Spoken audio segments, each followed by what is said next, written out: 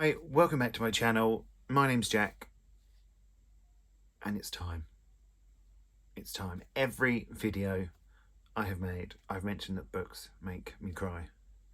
So now, it's time to show you the books that have made me cry. And I hope they make you cry too, in like the best way, not in a bad way. I don't want you upset, but I want you to love these books, I want you to be moved by them. And so let's go.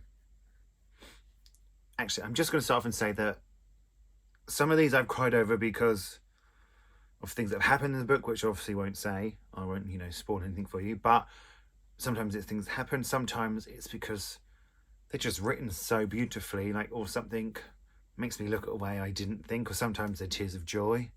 But a lot of it is to do with oh, my finger just clicked. A lot of it is to do with a combination of it all.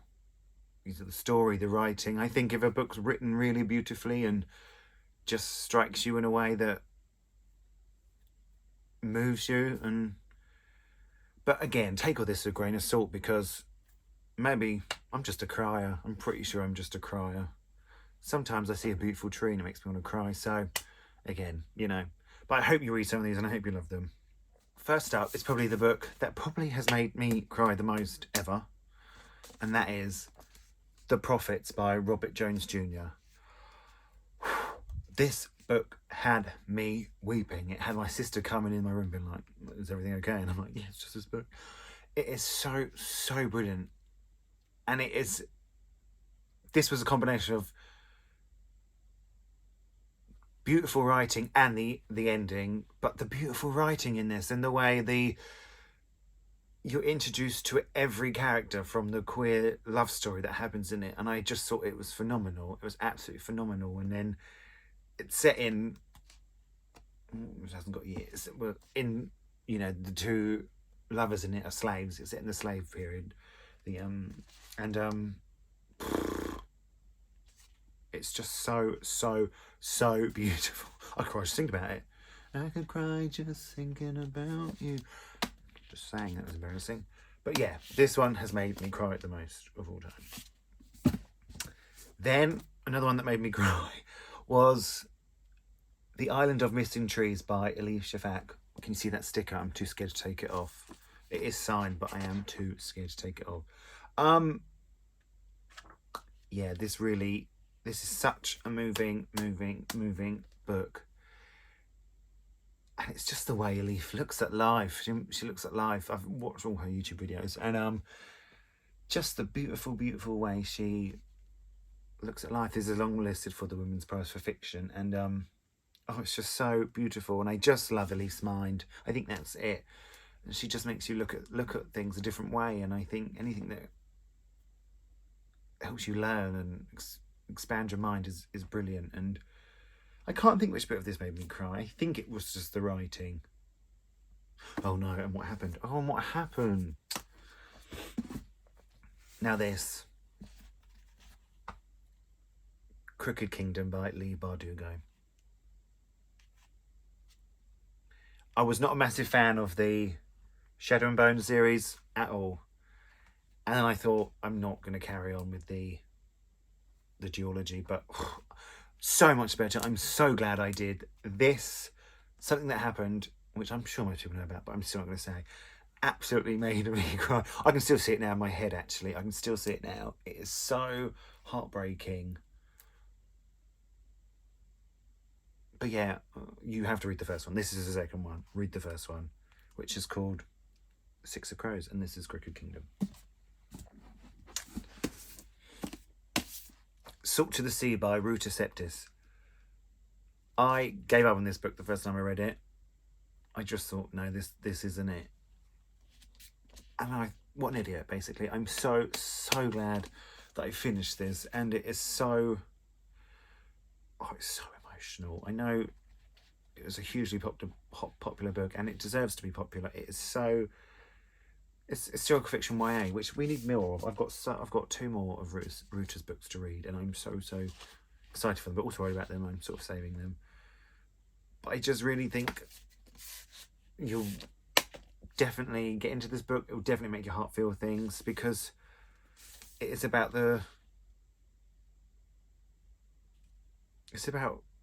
they get on the... It's the biggest sinking of a ship ever that no one knows about. Everyone just knows about the Titanic, but this is about this. So if you love historical fiction, I would definitely pick this one up, and I am pretty sure you'll be crying. The Black Flamingo by Dean Atter. This made me cry because it's just so beautifully written. It's written in verse, and it's got poetry throughout, and oh, honestly, it just... I had been in a massive reading slump. I hadn't read for like a month, and I wasn't, you know, feeling my best. And I just picked this up, and I read it in a night, and it is unbelievably so beautiful. And just the way Dean looks at life and expresses it into his words. I was trying to find the bit that made me cry, but I can't find it. Well, no, I probably shouldn't read it because I cry in front of you. But, oh, brilliant, absolutely brilliant. Every queer person needs to read this book. Tin Man by Sarah Winman, a hugely popular author. Oh, and I love Sarah Winman. If anyone asked me who would you invite to dinner, 5 people, Sarah Winman would be one of them. I could listen to her talk for hours. But this was beautiful writing that made me cry. There are just parts of this book that Sarah just gets what it's like to be queer and gets what it's like to love someone, and I think that is amazing. I think that's what makes me cry a lot, is when authors just hit the nail on the head with what they're trying to say, and you just think, that's exactly how I feel. And it can be about anything, but in Tin Man it really happens. I have realised I'm not explaining what any of these books are about, but I can't really, can I? Because then they might make you cry if you know what's going to happen.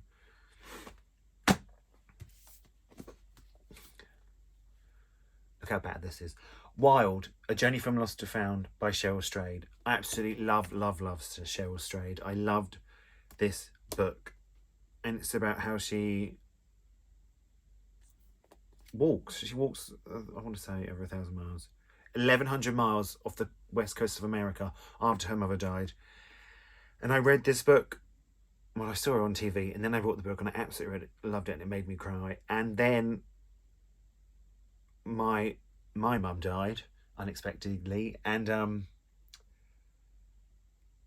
actually haven't been able to read it since. I don't think I could read this again ever, because I think it would because it made me cry before that. Imagine how I'd be now. I just don't think I could manage it. But it's beautifully written. It's non-fiction. It's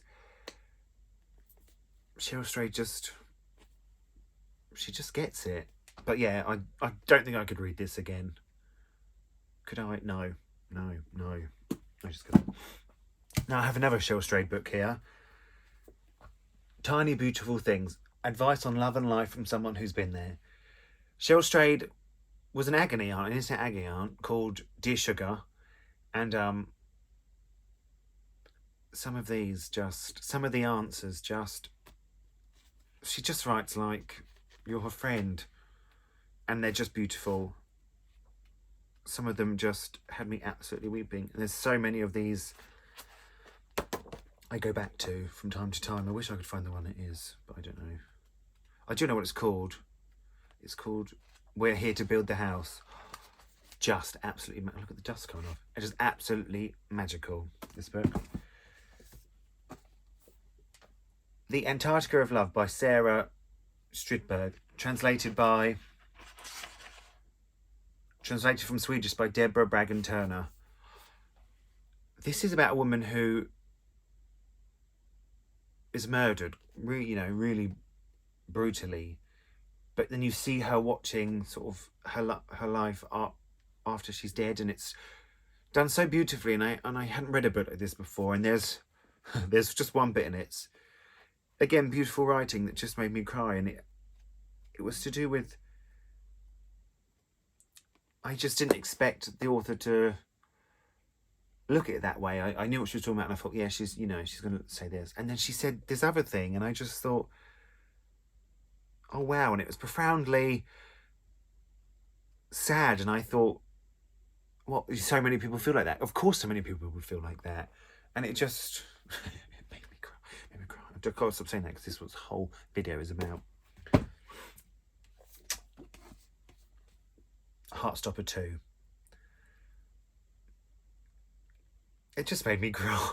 It's just so sweet. I don't know.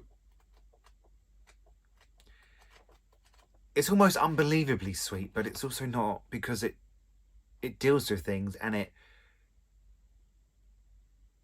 shows how you can be queer and happy and while in school. And I never read that.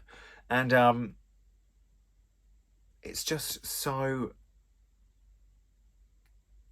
I almost want to say it's sickly sweet, but it's also really real. It's like, oh, well, yeah, this happens in school. This is how it would be in school. You'd be shy. You'd be this. You'd be that.